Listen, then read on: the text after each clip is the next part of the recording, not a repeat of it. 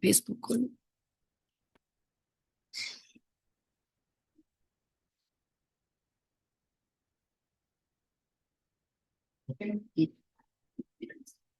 હા, તો આપણે વાત કરતા હતા કે શરણાગતિ મનુષ્ય કઈ પરિસ્થિતિમાં કરે છે કે જ્યારે એના પોતાના પ્રયત્નો વિફલ થતા હોય, એના પોતાના જે એફર્ટ્સ છે એના ફેલ થતા હોય એવી પરિસ્થિતિમાં મનુષ્ય શરણાગતિનો આશ્રય લે છે. જેવી રીતે પહેલાના સમયમાં રાજાઓ હતા એ પોતે જ્યારે બીજા રાજ્ય પર આક્રમણ કરતા અને જ્યારે બીજું રાજ્યના સૈન્ય કમજોર થઈ જાય, લડે પણ કમજોર થઈ જાય, સેના ઘટી જાય, ત્યારે એ રાજ્યના રાજા જેની સેના કમજોર થઈ ગઈ એ આવીને શરણાગતિ એ પછી કહે છે કે હવે હું સરેન્ડર કરું છું. બસ એ મૂળ જે ભાવના છે શરણાગતિ, એ જ ભાવના હવે ભક્તિમાં કેવી રીતે ઉપયોગી થાય છે એ સમજવાનો પ્રયાસ કરીશું. ભક્તિમાં આપણે જો જોઈએ તો ભગવદ ગીતાની અંદર પ્રભુએ અર્જુનને શરણાગતિનો અને કહ્યું છે કે તસ્માત મષ્ટ પુષ્ટ મનનાથ, સોરી આ તો ભાગવતનું છે, પણ એમાં ભગવદ ગીતામાં પણ આવે છે 9મા અધ્યાયની અંદર પોતાનો શરણ ગ્રહણ કરવાની વાત કરે છે પ્રભુ. અને પછી 18મા અધ્યાયમાં છેવટે બધું ઉપદેશ થઈ ગયા પછી એ બધી જાતના ઉપદેશ પ્રભુ આપે છે અર્જુનને. 9મા અધ્યાયથી પ્રારંભ કરીને 10મા અધ્યાયમાં બતાવે છે કે કઈ કઈ વિભૂતિઓ છે મારી અને કેમ મારી શરણે આવવું એ વિભૂતિઓની અંદર બતાવે છે. પછી 11 અધ્યાયની અંદર પ્રભુ પોતાના વિરાટ સ્વરૂપના દર્શન કરાવે છે કે તું જો કે બધા જ દેવતાઓ બધી વિભૂતિઓ મારી અંદર જ સમાઈ થયેલી છે. એમ કહીને પોતાના સ્વરૂપના વિરાટ સ્વરૂપના દર્શન વિશ્વરૂપ દર્શન યોગની અંદર પોતે વિશ્વરૂપ છે એ સમજાવીને પોતાની શરણમાં આવવાને માટે એને પ્રેરિત કરે છે. પછી 12મા અધ્યાય ભક્તિ યોગની અંદર એવી રીતે આ શરણને ભક્તિમાં પરિણમી લે એ પ્રભુ સાથે જોડાઈ શકે છે એનો ઉપદેશ આપ્યો છે.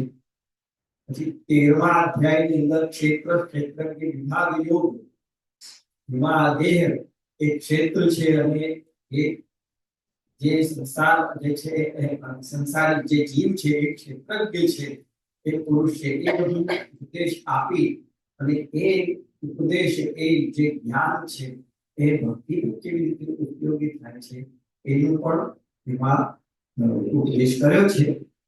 પછી 14મા અધ્યાયની અંદર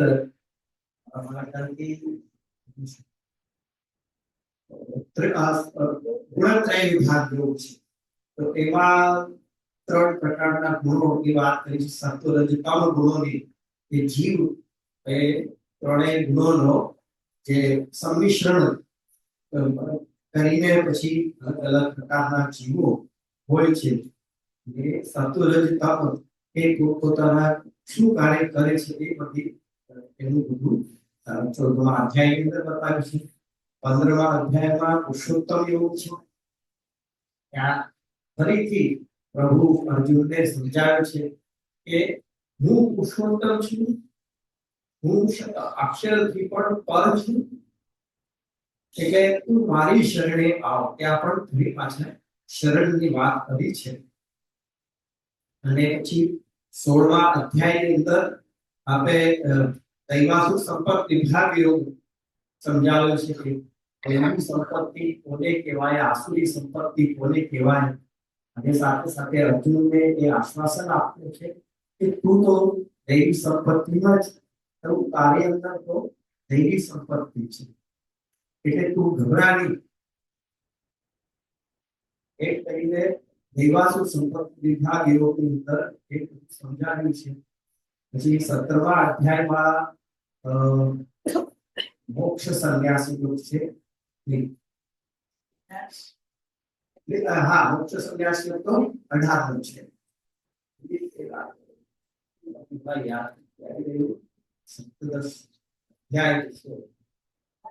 શ્રદ્ધાત્રય વિભાગ યોગમાં એ સમજાવ્યું છે કે 3 પ્રકારની શ્રદ્ધા હોય છે જીવની. એ કહી પછી આ બધું ઉપદેશ આપ્યા પછી મોક્ષ સંન્યાસી યોગની અંદર 18મા અધ્યાયમાં ફરી પાછું એક બતાવ્યું છે કે કર્મથી કર્મ ફલથી સંન્યાસ લઈ કર્મ તો તારે કરવા જ પડશે, કારણ કે કોઈ પણ જીવ જે ભૂતલ પર આવ્યો છે એ કર્મ કર્યા સિવાય તો રહી શકાતું નથી. કર્મ તો એને કરવા જ પડે છે. કર્મથી સંન્યાસ નથી લેવું, પણ કર્મથી જે ફલ પ્રાપ્ત થાય છે એ ફલથી સંન્યાસ લેવો છે. ફલમાં આસક્તિ રાખ્યા વગર કર્મ કરવાનો છે. એ બધું ઉપદેશ, આ બધું કઠિન ઉપદેશ છે એ કઈ સરળતાથી સમજી શકાય એવો અથવા તો આચરી શકાય એવા હોતા નથી. આ ઉપદેશ પોતાના જે ઉપદેશ છે એ બહુ કઠિન છે. એ પાલન કરવા માટે અઘરા છે, દરેક કોઈ કરી શકે નહીં. એટલે એ વસ્તુ ઠાકોરજી પણ સમજે છે. એટલે છેવટે આ બધું ઉપદેશ થઈ ગયા પછી છેવટે 18મા અધ્યાયમાં છેવટનો ઉપદેશ પ્રભુ અર્જુનને આપે છે કે સર્વ ગુહ્યતમ શાસ્ત્ર એ તું હવે સર્વ ગુહ્યતમ વાત હવે કહું છું એ તું સાંભળ, અને એ સાંભળીને તું નક્કી કર, પછી તને જે યોગ્ય લાગે એ કરજે. અને એ છે કે સર્વ ધર્માન પરિત્યજ્ય મામેકં શરણં વ્રજ અહં ત્વા સર્વ પાપેભ્યો મોક્ષયિષ્યામિ મા શુચિ. એ સર્વ ધર્મોનો પરિત્યાગ કરીને તું કેવલ મારામાં જ શરણમાં તું આવી જા. મામેકં શરણં વ્રજ અહં ત્વા સર્વ પાપેભ્યો મોક્ષયિષ્યામિ મા શુચિ. એ બધા હું તને બધા પાપમાંથી કરાવીશ.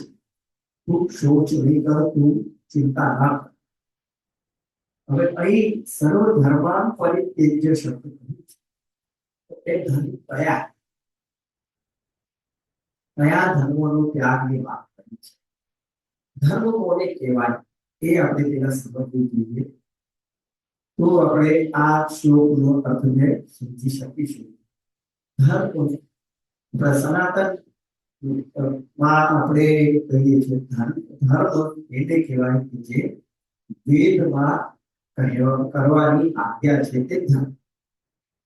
વેદમાં અને શાસ્ત્રોમાં કહેલા જે વિધિ નિષેધના વાક્યો છે, વિધિના વાક્યો એટલે કે આમ કરવું, આમ કરવું, આમ કરવું, આ વિધિના.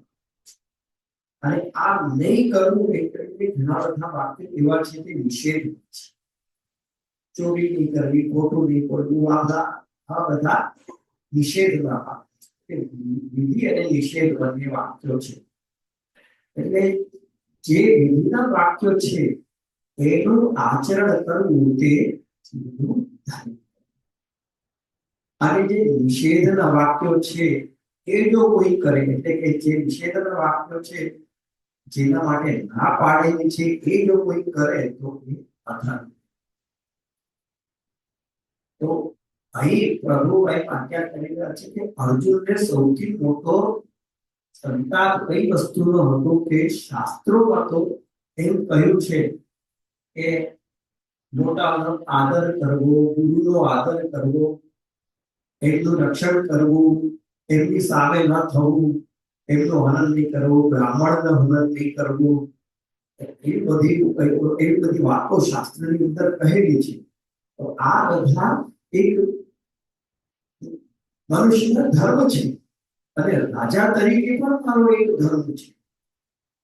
તો હવે તારે કયો ધર્મનું પાલન કરવો અને કયા ધર્મનો નહીં કરવો એની મૂંઝવણ અર્જુનને થઈ. સૌથી પહેલા જે અર્જુન વિષાદ યોગ છે એની અંદર અર્જુને પોતાનો એ જ વિષાદ વ્યક્ત કર્યો છે કે અહીં મારી સામે બધા મારા સગાઓ છે, એમની સામે હું કેવી રીતે જાઉં, એમની ઉપર મેં શસ્ત્ર કેવી રીતે ઉપાડું, કારણ કે એની તો ના કહેલી છે. શાસ્ત્ર એનું મના કરે છે કે ગુરુની ઉપર હાથ નહીં ઉપાડવો. આવું બધું કહ્યું છે. અહીંયા તો મારી સામે ગુરુ ઉભા છે, દ્રોણાચાર્ય જેવા ગુરુ ઉભા છે, પછી ભીષ્મ પિતામહ જેવા મારા વડીલ છે, દુર્યોધન આદિ કોઈ બીજા નથી, બધા મારા ભાઈઓ છે.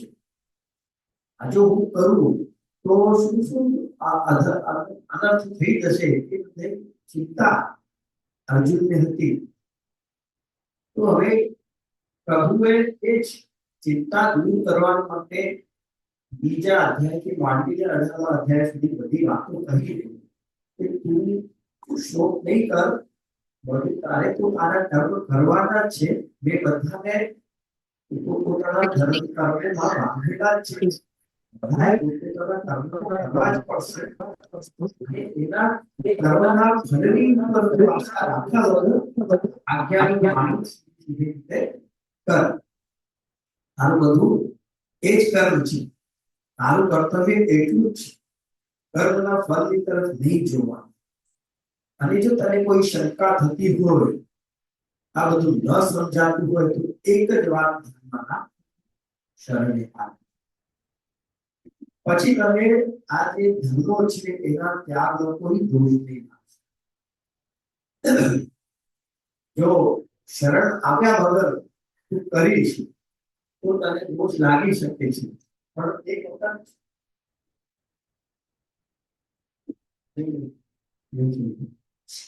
શરણમાં આવી ગયા પછી દોષ લાગવાની કોઈ સંભાવના નથી. કેમ? તો એ કહે છે કે આજે સર્વ ધર્માન પરિત્યજ્ય મામેકમ શરણમ વ્રજ આ જે શ્લોક છે એની ઉપર રામાનુજ સંપ્રદાયના એક વેદાંત દેશિક ત્યારે એમણે એક નાનકડું વ્યાસ વિંશતિ નામનું એક ગ્રંથ છે, એમાં એક વાક્ય છે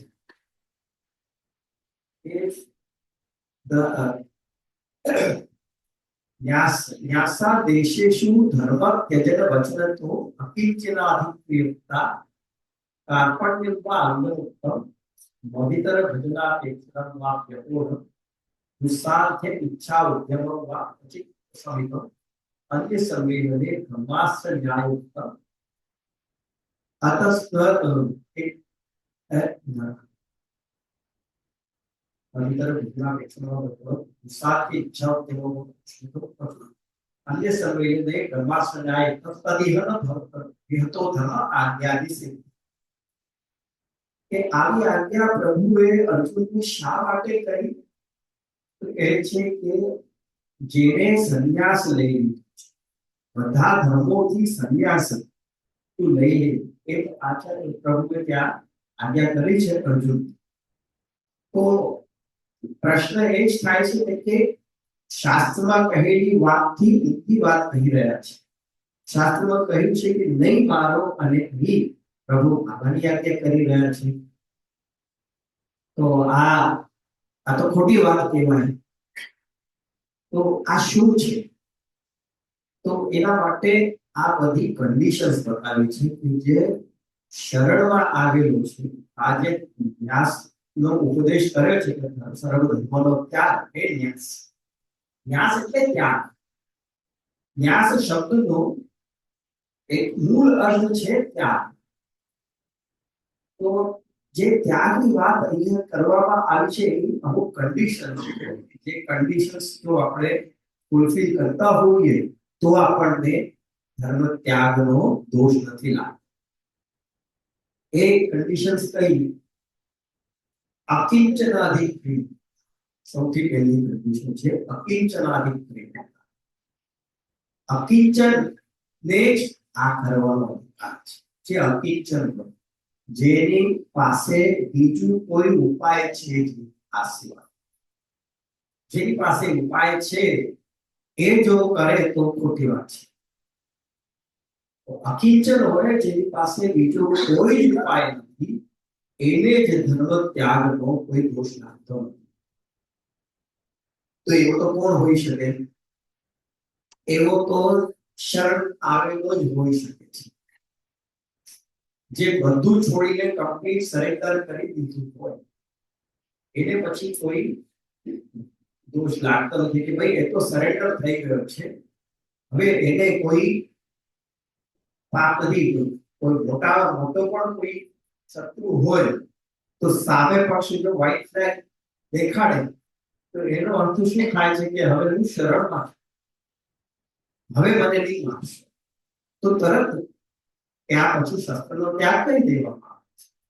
એટલે અકિંચનાધિ પ્રિયતા એ સૌથી પહેલી ત્યાં કન્ડિશન છે. એ કન્ડિશન ફૂલફિલ થતી હોય તો પછી એને ધર્મ ત્યાગનો દોષ નથી લાગતો, કોઈ પાપ નથી. એટલે ભગવાન અર્જુનને કહી રહ્યા છે ધર્મનો ત્યાગ કર, તો એમાં એને કોઈ દોષ નહીં લાગશે, કારણ કે તું મારી શરણે આવવાની આજ્ઞા ત્યાં કરી રહ્યા છે. કાર્પણ્યમ વા અંગમુક્તમ, બીજી કન્ડિશન છે કાર્પણ્ય. એની અંદર વીરતાનો ભાવ હોવો જોઈએ. અકડીને નહીં, અકડીને કોઈ શરણે આવી શકે, અકડ સાથે કોઈ શરણે ન અપાય. શરણ આવ્યા પછી પણ દેખાડવાને માટે અકડ બતાવવી, એ તો હમણાં આપણે જોયું પાકિસ્તાન શું કરી રહ્યું છે. એની સવારે ફ્લાઇટ લઈને અહીંયા આવ્યા, ટ્રમ્પને મનાવ્યું કે તમે બંધ કરાવો, સીઝ ફાયર કરાવો, અને પછી અકડીને કહે છે કે આપણે જીતી ગયા. એવું તો એવા કોઈ કરતા નથી. જે શરણ આવેલા છે એની અંદર હીનતા હોવી જોઈએ. હીનતા એ મુખ્ય બીજી કન્ડિશન છે કે જે હોય તો પછી ધર્મ ત્યાગનો દોષ લાગતો નથી. પછી ત્રીજી કન્ડિશન કહી કે મદિતર ભજનાપેક્ષણમાં વ્યાકુળ, મારાથી બીજા મને છોડીને અન્યનું ભજન કરવું અથવા તો અન્યની પાસેથી અપેક્ષા રાખવી એ છોડવું. ભગવાન અર્જુનને શરણમાં આજ્ઞા કરી રહ્યા છે, તો ત્યાં એ જ આજ્ઞા કરી રહ્યા છે કે માં એકમ શરણ, મારી શરણે આવી જાય એમ નહીં, પણ મારી જ શરણમાં આવી જાય. એટલે અન્ય શરણ છોડી દેવું, પછી અન્યનો ત્યાગ કરી દેવો, બીજું પણ પકડી રાખીએ, ઠાકોરજીના ચરણ પણ પકડી રાખીએ, સાથે સાથે આપણે અન્ય દેવતાઓ પણ આશીર્વાદ છોડીએ નહીં કે આ મારા કુળદેવી છે, કે આ મારા કુળદેવતા છે, ને આ ગણપતિ છે, ને આ ફલાણા શિવજી છે. એવી રીતે તો જો તમે કરો તો પછી એ ખોટું કહેવાશે. એ કન્ડિશન તમે શરણાગતિની એ કન્ડિશન ફૂલફિલ થતી નથી. અન્ય પાસેથી કોઈ પણ જાતની અપેક્ષા રાખ્યા વગર શરણે આવવું એ પણ એક કન્ડિશન છે. મદિતર ભજનાપેક્ષણ, ભજન અને અપેક્ષા. મને છોડીને અન્યનું ભજન કરવું. ભજન કરવું એટલે શું? ભજન કરવું એટલે એમની સ્તુતિ કરવી, એમનો પ્રસાદ ગ્રહણ કરવું, અન્ય દેવતાનો પ્રસાદ ગ્રહણ કરવું, અન્ય દેવતાના પાસે કોઈ અપેક્ષા લઈને જવું, કોઈ બાધાઓ ઇત્યાદિ રાખવી. અને કેવલ દેવતાની જ વાત નથી, પણ સાથે સાથે બીજું પણ બધું ત્યાગ કરવું. એમ પણ નહીં કે આપણે પ્રાયશ્ચિત આદિ કર્મ કરીએ, આપણે પાપ થઈ ગયું છે. વિવેક ધર્યાશ્રય અંદર આજ્ઞા કરી છે પ્રભુ આચાર્ય ચરણોએ કે પાપે ભયે કામાદિ અપૂર્ણે, એ બધું કન્ડિશન્સ આપી છે કે આ બધી પરિસ્થિતિઓમાં પણ મારું શરણ પકડી રાખવું. તમારાથી કોઈ પાપ થઈ ગયું છે તો જબ તમે એની ઉપર પ્રાયશ્ચિત આપણે કરી લઈએ કે કોઈનું દાન કરીએ, આ કરીએ, તે કરીએ, જેથી મારું પાપ છૂટે, એવી અપેક્ષા પણ નથી. સરેન્ડર એટલે કમ્પ્લીટ સરેન્ડર એટલે કહેવાય. પછી કોઈ જાતનો ભય રાખ્યા સરેન્ડર તો એ કંડિશન ફૂલફિલ થઈ કહેવાશે. મદી તરફ ભજના દેશોના બાપ જપોડ છોડી દેવું, તદ્દન ત્યાગ કર્યો. પછી નદી તરફ ભજના અન્ય સંમેલને બ્રહ્માસ્ત્ર જ્ઞાન. જો અન્યની સેવા કે ભક્તિ ચાલુ રાખશો તો એ શું થશે? અન્ય સંમેલન થશે. પ્રભુની ભક્તિ સાથે તમે અન્યની ભક્તિનું સંમેલન. તો એ જ્યારે એવું સંમેલન થાય ત્યારે શું થાય છે? અન્ય સંમેલને બ્રહ્માસ્ત્ર ન્યાય, ત્યાં બ્રહ્માસ્ત્ર ન્યાય લાગુ થાય છે. બ્રહ્માસ્ત્ર ન્યાય શું છે? અહીંયા ઘણા સાંભળેલા પણ છે કે જેમણે પ્રવચનો ઇત્યાદિ સાંભળ્યા છે, વિવેક નિરાશ્રય ગ્રંથ વગેરે પણ તમે શીખેલા છો. તો એની અંદર આની વાત આવેલી છે. કોઈ મને બતાવી શકશે બ્રહ્માસ્ત્ર ન્યાય એટલે શું?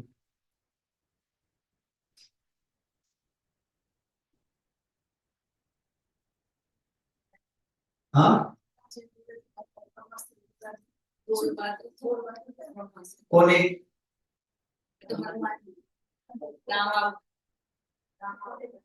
હા, રામાવતારમાં કોને બંધાયો હતો?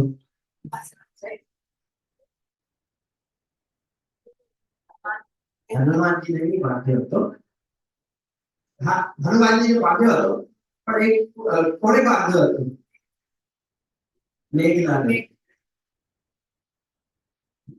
હનુમાનજી ત્યારે બહુ તોફાન કરતા હતા લંકામાં પહોંચી, ત્યારે એમને પકડવા માટે ઘણા પ્રયત્નો કર્યા, પણ એ પ્રયત્નો બધા છૂટી આખે આજે હનુમાન છે તો રામચંદ્રજીના કમ્પ્લીટ શરણમાં હતા.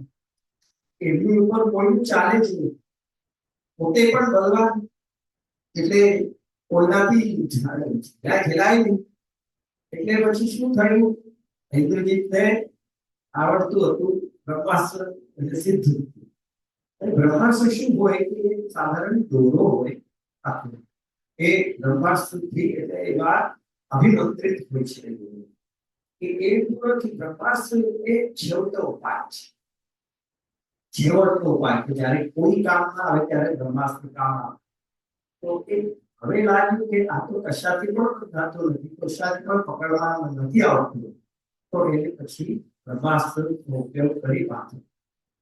તો જ્યારે બ્રહ્માસ્ત્રનો ઉપયોગ કર્યો ત્યારે હનુમાનજી કીધું ચાલો હવે તમારે બંધાવવું પડશે, કારણ કે આ લોકોની શ્રદ્ધા બ્રહ્માસ્ત્ર ઉપર છે, તો એ શ્રદ્ધાને મારે સન્માન આપવું જોઈએ.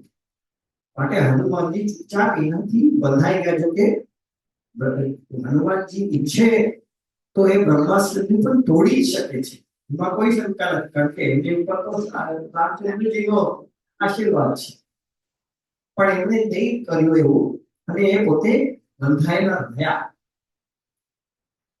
પછી એવી અવસ્થામાં જ્યારે રાવણના દરબારથી લઈને આવ્યા તો કીધું કે ઓહો, ત્યાં સુધી બધા પરાક્રમ સાંભળી લીધેલા હતા કે આ વાનરના આવા આવા પરાક્રમ છે, એટલે બધા એકદમ આશ્ચર્યચકિત થઈ ગયા. આટલા દૂરથી આને કેવી રીતે બાંધ્યો છે? એ નહીં ચાલશે, એટલે તો હવે સાંકળોથી પણ બાંધો. એ સાંકળોથી બાંધો, બસ પતી ગયું. હનુમાનજી કીધું કે આ લોકોની શ્રદ્ધા હવે બ્રહ્માસ્ત્ર પર છે નહીં, એટલે હવે તોડો બધું.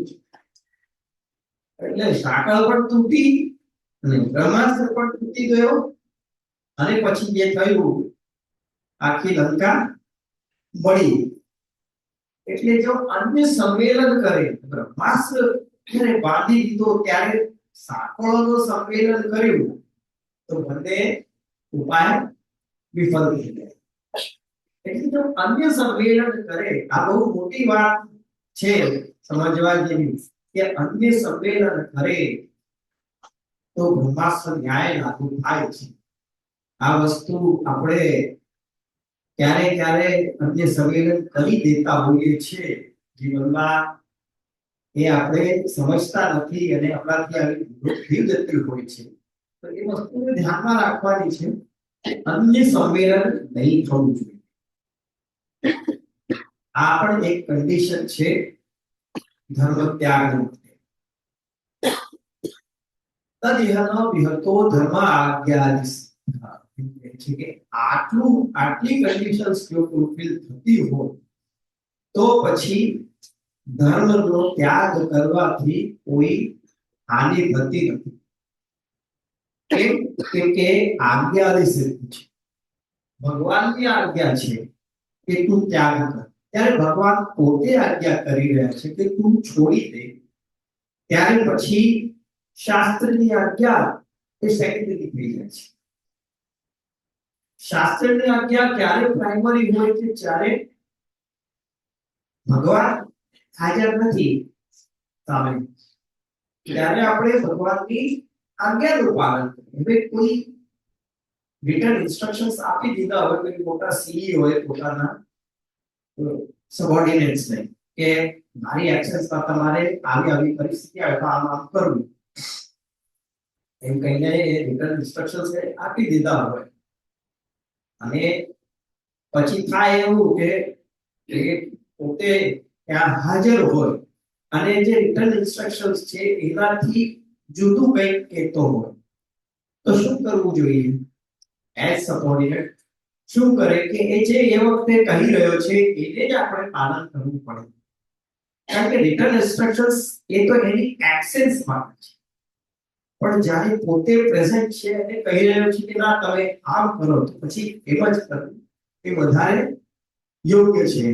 કારણ કે પોતે જ આજ્ઞા કરી. ભગવાન શાસ્ત્ર શું છે? વેદ શું છે? વેદ ભગવાન વાણી છે, એ અપૌરુષેય છે. વેદ કોઈ મનુષ્ય રચેલા ગ્રંથ નથી, પણ ભગવાન વાણી છે, અલૌકિક વાણી છે. અને અલૌકિક હોવાને કારણે એના દર્શન સુદ્ધા કરેલા છે. વાણીના દર્શન કોઈ દિવસ થાય નહીં. તમે આ વિચાર કરો કે મારી તમારી વાણી એની તમે દર્શન કરી શકો, શ્રવણ કરી શકો, દર્શન કરી શકો, પણ ભગવદ વાણી વેદ વાણી એવી છે કે જેના દર્શન ઋષિ મુનિઓએ કરેલ છે. એટલે એ અલૌકિક વાણી છે, અપ્રમેય છે. એ વાણીનું અનુસરણ કરવું એ આપણું કર્તવ્ય કહેવાય. પણ છતાં જો ભગવાન પોતે આ રીતે આજ્ઞા કરતા હોય તો પછી એક સેકન્ડરી થઈ જાય છે કે વાણી, પછી ભગવાન વાણી જ મુખ્ય થઈ જાય છે. ભગવાન સાક્ષાત પધારીને જ્યારે આજ્ઞા કરી રહ્યા છે કે આમ કરો, તો પછી એમ જ થાય.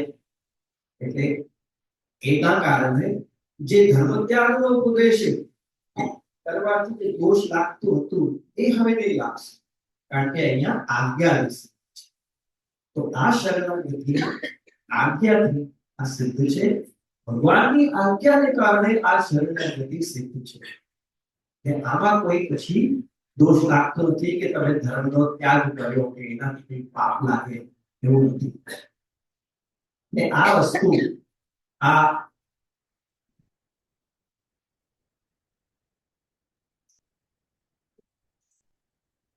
જ્યારે પ્રવચન ચાલતો એક વખત પહેલા તમારે અનાઉન્સ કરી દેવાનું કે ફેસબુક પોતાના મોબાઈલ સાઇલેન્ટ પર મૂકી દો, કારણ કે એમાંથી બહુ ડિસ્ટર્બન્સ થાય છે. જે વાત કરતા હોઈએ ત્યાં તો તમે વાત કરી લો, પછી એ લિંક તૂટી જાય છે.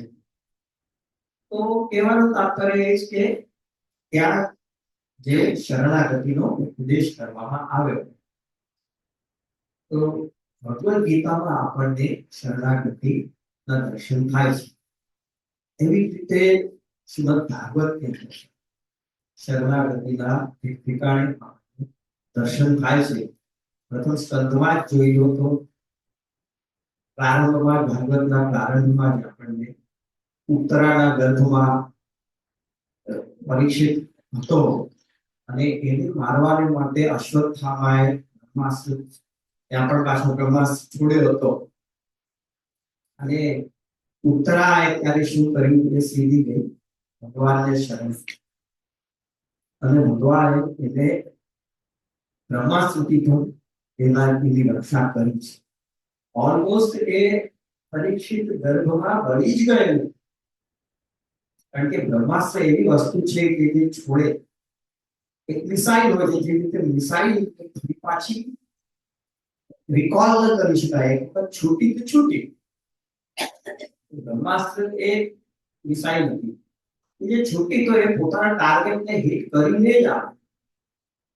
તો એ આ પરીક્ષિતને હિટ કરી જ દીધેલું, પણ તે છતાં પ્રભુએ પુત્રના ગર્ભમાં જઈને પોતાના સુદર્શન ચક્રથી એનું રક્ષણ કર્યું, અને એને જે બ્રહ્માસ્ત્ર લાગ્યું હતું એનાથી પણ એની રક્ષા પ્રભુએ કરી. તો ત્યાં શરણાગતિના દર્શન આપણને થાય છે. એવી રીતે શ્રીમદ ભાગવતની અંદર બીજા સ્કંધની અંદર પણ જ્યાં આની વાત છે, બ્રહ્માજીની સર્વની ઉત્પત્તિની વાત છે, ત્યાં બ્રહ્માજીએ જોયું, બ્રહ્માજીનું નાભિ કમળમાંથી ઉત્પત્તિ થઈ, તો બ્રહ્માજી બહાર આવ્યા ત્યારે જોયું, ચારે બાજુ જોયું કોણ છે, હું કોણ, ક્યાંથી, મારે શું કરવાનું છે, કઈ રીતે સમજાયું. ત્યારે તપ કરવાની આજ્ઞા થઈ, વાણી એવી થઈ. ત્યારે પછી બ્રહ્માજીએ તપ કર્યો અને ત્યાં પણ શરણાગતિ સ્વીકાર કરી, અને પછી ભગવાનની આજ્ઞા થઈ. ચતુશ્લોકી ભાગવત કહેવામાં આવી, અહમ નિવાસને વાતે નામ દેશક પરમ દિન કરીને ચતુશ્લોકી ભાગવત ત્યાં છે. પછી શરણાગતિ બ્રહ્માજી થઈ, અને બ્રહ્માજીએ પછી પૂછ્યું કે મારે શું કરવું, તો કહ્યું કે સૃષ્ટિની રચના કરો. પછી સૃષ્ટિની રચના થઈ છે. એવી રીતે આગળ પણ ઘણી જગ્યાએ આપણને ચોથા સ્કંદની અંદર પણ ધ્રુવજી કથા આવે છે. ત્યાં પણ એમણે ભગવાનની શરણ ગ્રહણ કરી છે. જે ઈચ્છિત હતું એ મળ્યું નહીં, પછી તપ કર્યું, પ્રભુ પ્રત્યા એની પેલા નારદજી સાથે સંવાદ થયો. નારદજી કહ્યું આ ઓમ નમો ભગવતે વાસુદેવાય એનું તપ કરો. તો પછી ધ્રુવજીએ તપ કર્યું, અને પછી એમને જે જોઈતું હતું એ પ્રાપ્તિ થઈ. ત્યાં પણ આપણને શરણાગતિના દર્શન થાય છે. એવી રીતે પંચમ સ્કંદની અંદર પણ પ્રિયવ્રત રાજાનો છે, પછી બીજા પણ જળ ભરતની કથા છે. એ બધામાં પણ આપણને જળ ભરતની કથામાં પણ આપણને શરણાગતિના દર્શન થાય છે. એ શરૂઆતમાં વગેરે કર્યું એમણે, અને એ રાજા હતા પેલા તો, પછી બધું છોડીને સંન્યાસ એમણે ગ્રહણ કર્યો. અને આ એટલે એમને આ કર્યું, સાધન કર્યું, એમણે સંન્યાસ ગ્રહણ કરી વનમાં જતા રહ્યા. અને ત્યાં પાછો એમને હરણનો સંગ લાગ્યો, અને પછી એમાં આસક્તિ થઈ. પછી હરણની સાથે હરણના જ સ્મરણમાં એમને દેહ ત્યાગ કર્યો. પછી બીજો એમનો જન્મ હરણનો થયો, અને એ પછી ત્રીજો જન્મ થયો બ્રાહ્મણનો. ત્યારે એમને સમજમાં આવ્યું કે શું ભૂલ થઈ હતી. એમને પાછલા 2 જન્મનું સ્મરણ રહ્યું હતું. ત્યારે એમને શરણાગતિ સ્વીકારીને બધી રીતે સરેન્ડર થઈ ગયા કે જે થવું હોય મારી સાથે થવાનું, મારે બસ પ્રભુના શરણે રહેવું છે. કહીને ત્યાં પણ શરણાગતિની વાત આપણે જોઈ શકીએ છીએ.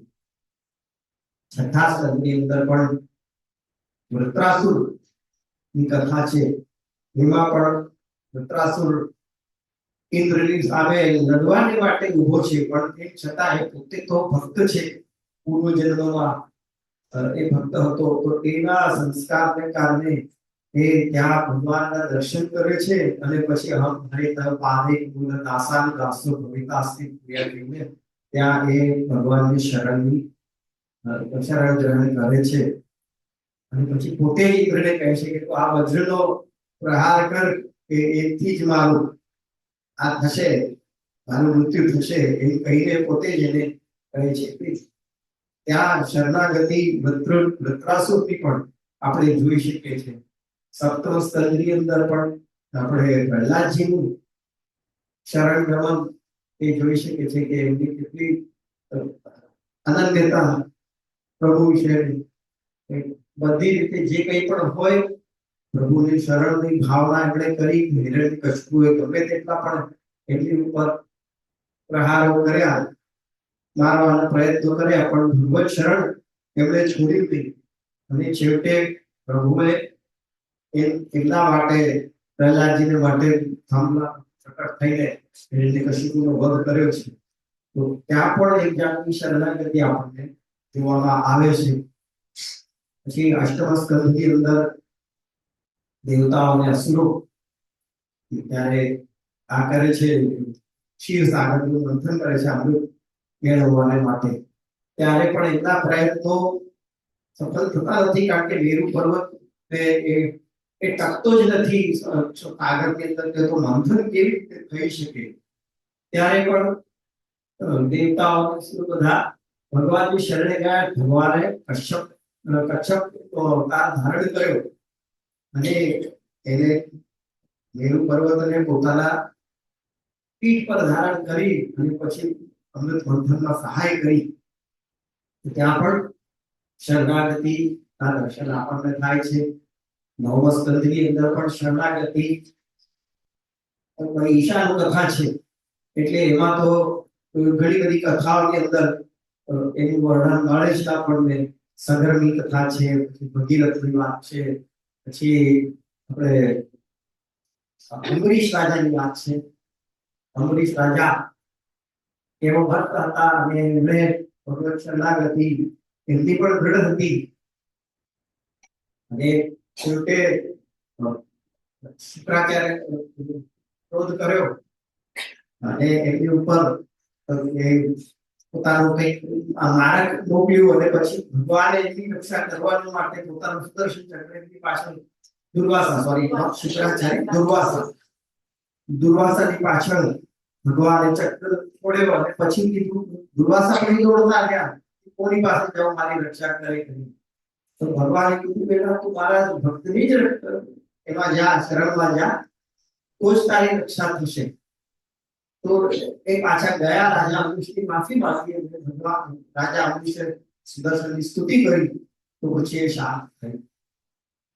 બલિરાજાના પ્રસંગમાં પણ આપણે શરણાગતિ જોઈ કે વામન અવતારમાં ભગવાને બે પગ ભૂમિને આપી લીધી, પછી કીધું હવે બીજું ક્યાં મૂકું, હવે તું બતા. એના તો બધા આકાશ પાતાળ બધા તો નાપી લીધા, હવે એની પાસે કઈ બચ્યું નથી, શું કરે. છેવટે આવ્યું શરણ. એને કીધું કે હું મારું મસ્તક સામે મૂક્યું કે શીશ નવાવું છું, મારા પર મસ્તક પર પગ મૂકું. એમ કહીને ત્યાં એને શરણાગતિ સ્વીકારી છે. તો એ રીતે શ્રીમદ ભાગવતની અંદર પણ બધી જગ્યાએ શરણાગતિના થાય છે. હવે મુખ્ય વાત આવે છે પુષ્ટિ માર્ગીય શરણાગતિ. એના દર્શન આપણને દસમ સ્કંદની અંદર થાય છે. એની ઉપર આપણે આવતીકાલે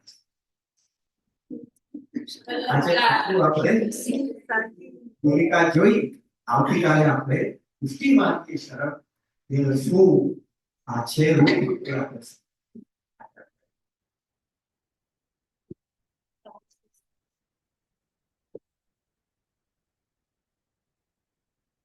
વૈષ્ણવ પરમ પૂજ્ય 108 ભરત બાબા પૂર્ણ બિરાજે છે. એમનું આપણે સાંભળ્યું વચનામૃત કાલે 7 વાગે કન્ટિન્યુઅસ રહેશે.